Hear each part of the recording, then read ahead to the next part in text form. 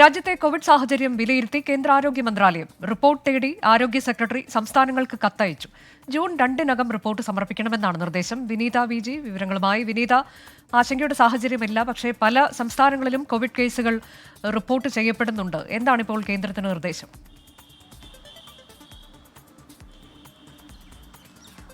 തീർച്ചയായും അനുജ സൂചിപ്പിച്ചതുപോലെ ആശങ്കപ്പെടേണ്ട ഒരു സാഹചര്യം നിലവിലില്ല. പക്ഷേ അതീവ ജാഗ്രത പാലിക്കേണ്ട ഒരു ഘട്ടത്തിൽ തന്നെയാണ് നമുക്ക് ഇപ്പോൾ നിലവിലുള്ളതെന്നാണ് മനസ്സിലാക്കാൻ കഴിയുന്നത്. അതിൽ ഏറ്റവും പ്രധാനമായും പറയുന്നത് ഈ രാജ്യത്ത് കോവിഡ് കണക്കുകൾ 2000-ന് മുകളിൽ എത്തിയിരിക്കുന്നു കോവിഡ് കേസുകൾ. ഈ സാഹചര്യത്തിലാണ് ഓരോ സംസ്ഥാനങ്ങളിലെയും സ്ഥിതിഗതികൾ വിലയിരുത്തി റിപ്പോർട്ട് നൽകണമെന്ന് കേന്ദ്ര ആരോഗ്യ മന്ത്രാലയം നിർദ്ദേശം നൽകിയിരിക്കുന്നത്.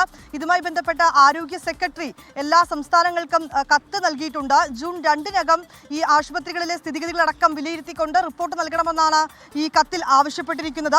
ഓക്സിജൻ വിതരണം, ഒപ്പം തന്നെ ക്രിട്ടിക്കൽ കെയർ കിടക്കകൾ, വെന്റിലേറ്റർ പിന്തുണയുള്ള കിടക്കകൾ എന്നിവയുടെ ലഭ്യത ഉറപ്പാക്കണമെന്നും നിർദ്ദേശമുണ്ട്. അടിസ്ഥാന സൗകര്യങ്ങൾ ഉറപ്പാക്കുന്നതിനായി സംസ്ഥാനങ്ങൾ മോക്ക് ഡ്രില്ലുകൾ നടത്തണമെന്നും കേന്ദ്ര ആരോഗ്യ മന്ത്രാലയത്തിന്റെ നിർദ്ദേശത്തിൽ പറയുന്നുണ്ട്, കത്തിൽ പറയുന്നുണ്ട്. ഒപ്പം തന്നെ ഈ സംസ്ഥാനങ്ങളിലെ പോർട്ടലുകളുണ്ട്. ഈ പോർട്ടലുകളിൽ കൃത്യമായിട്ടുള്ള വിവരങ്ങൾ അപ്ഡേറ്റ് ചെയ്യണമെന്നും നിർദ്ദേശം നൽകിയിരിക്കുകയാണ്.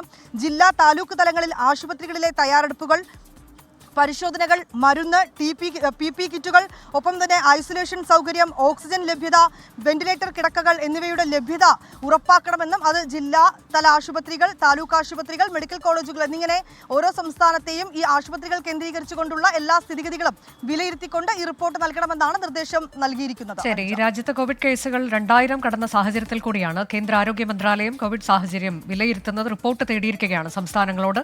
ആരോഗ്യ സെക്രട്ടറി കത്തയച്ചിരിക്കുന്നു. ജൂൺ 2-നകം വിശദമായ റിപ്പോർട്ട് സമർപ്പിക്കണം എന്നതാണ് നിർദ്ദേശം.